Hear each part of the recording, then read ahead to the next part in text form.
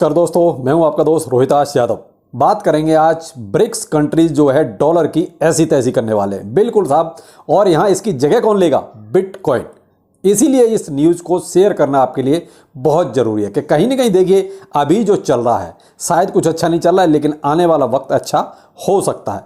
Plus market में जो चल रहा है उसके बारे में भी देखते हैं। और पेपे की तो पीपनी बज गई, क्योंकि बाइनेंस ने ही इसको थोड़ा सा सह दी और बाइनेंस ने ही इसकी पीपनी बजानी शुरू कर दी। चलिए, वीडियो इंपॉर्टेंट है, देखिएगा जरूर। बाकी मार्केट को लेते हैं, मार्केट में चल क्या रहा है। देखिए, मार्केट में अभी ऐसा खास कुछ नहीं चल रहा। मार्केट अभी आपका एज यूजुअल वही थोड़ा बहुत ऊपर नीचे, ये क्योंकि बहुत ज़्यादा कोई यहाँ से बुलिश सेंटीमेंट बन गए ऐसा नहीं है। अभी भी न्यूट्रल या फिर नेगेटिव सेंटीमेंट ही, अगर आप जो है फियर एंड ग्रीड इंडेक्स देखते हैं तो।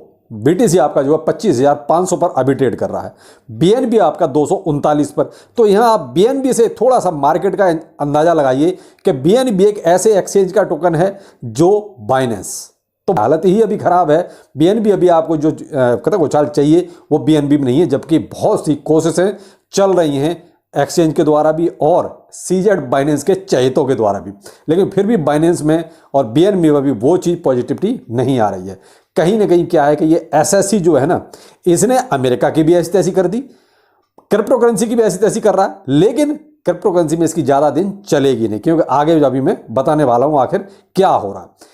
यूएसडीटी आपका देखिए कल से काफ़ी इस पर बवाल मचा हुआ था, और ये केवल और केवल क्या था, केवल यूएसडीटी को डाउन करने की साजिश।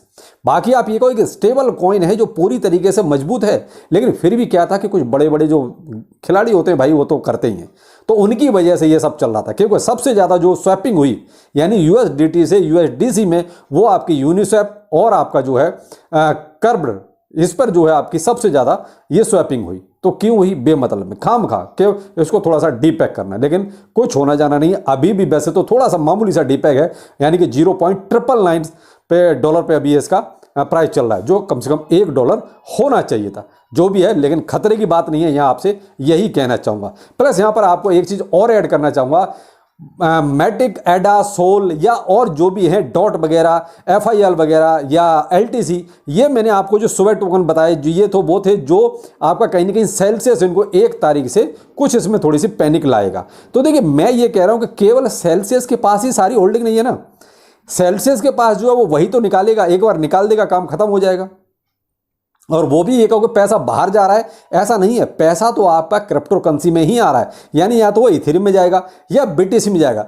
तो यहाँ जो सबसे ज़्यादा सवाल आए वो ये आए कि सर क्या करें, सर इसको निकाल दें या रखें, ये क्या होगा? तो मेरे भाई देखो, मैं आपको चीज़ जो मेरा ओपिनियन है मैं वही शेयर कर सकता हूँ। तो मैं वो आपको ये कहना चाहूँगा कि अभी भी आपको बहुत ज़्यादा फायदे में तो है नहीं।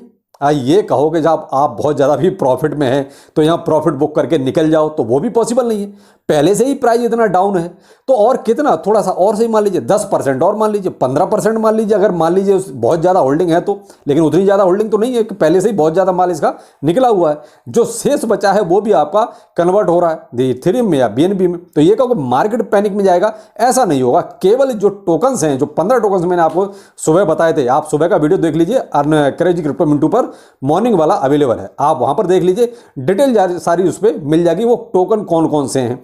तो देखिए, मैं तो यही कहूँगा, पैनिक लेने की जरूरत नहीं है। जो है जितना है होल्डिंग रखिए।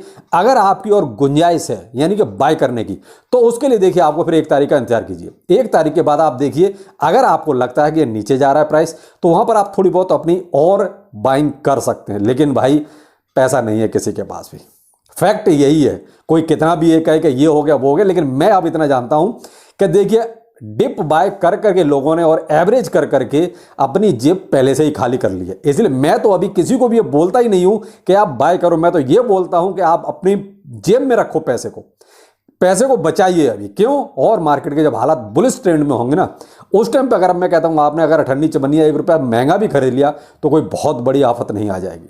खैर, जो भी है, आपके लिए सिर्फ यही कहना चाहूँगा कि आपके पास जो भी होल्डिंग है, चाहे वो किसी भी टोकन में है, चाहे बेशक मैंने आपको जो 15 टोकन से बताया उनमें सेल प्रेशर आएगा, लेकिन फिर भी मैं तो यही कहूँगा, जो मेरा ओपिनियन है या जो मैं करने वाला हूँ, कि मैं कुछ नहीं करने वाला हूँ। जैसा है जो कुछ है होल्ड है।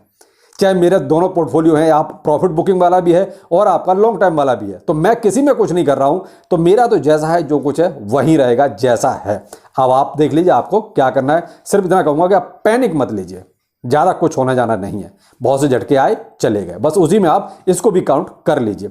अब आते हैं कि ये आखिर डॉलर की ऐसी तैसी क्यों होने वाली है। देखिए साहब, आपने देखा होगा ब्रिक्स कंट्री में आपके 5 कंट्री बहुत मेन है, इंडिया, चाइना, रसिया, ब्राज़ील और आपका साउथ अफ्रीका। ये आपके मेन कंट्रीज हैं जिन्होंने जो है आप एक ऐसी पहल शुरुआत कर दी थी। मैंने आपको पहले भी बताया था कि ये कहीं ना कहीं डॉलराइजेशन के खिलाफ है, यानी आप ये डॉलर की वो कहते हैं मट्टी पलित करने वाले, और कहीं ना कहीं अब इस पर सहमति भी बन रही है। और वो सहमति देखिए कहीं ना कहीं बिटकॉइन पर बनती दिख रही है कि इंटरनेशनल ट्रेड जो भी है उसमें जो है कोई अदर कंट्री का यूज होना चाहिए। अब अदर कंट्री देखिए, अगर चाइना की करेंसी यूज करते हैं तो वहां पे इंडिया राजी नहीं होगा। देखिए कुछ वक्त कंट्रीज के अपने मसले भी होते हैं। अगर इंडिया अपने रुपये को यूज करता है तो देखिए उस पर रसिया और चाइना दोनों ही राजी नहीं होंगे, ब्राजील एक बार को राजी हो भी सकता है। तो यहाँ क्या ये कंट्रीज के अपने अपने मसले होते हैं, अपने स्ट्रैटेजिकली देखा जाए तो। लेकिन यहां पर क्या है, बिटकॉइन एक ऐसी करेंसी जिसको कोई भी डिनाई नहीं करेगा।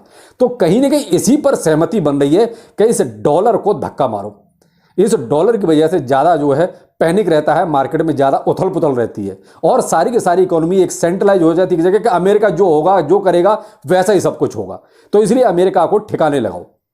अभी आपने केन्या के राष्ट्रपति का एक भाषण सुना होगा, उन्होंने तो बहुत क्लियर कट संसद में बोला कि हम डॉलर में ही क्यों ट्रेड करना चाहते हैं, हम अपनी करेंसी में क्यों नहीं ट्रेड करना चाहते।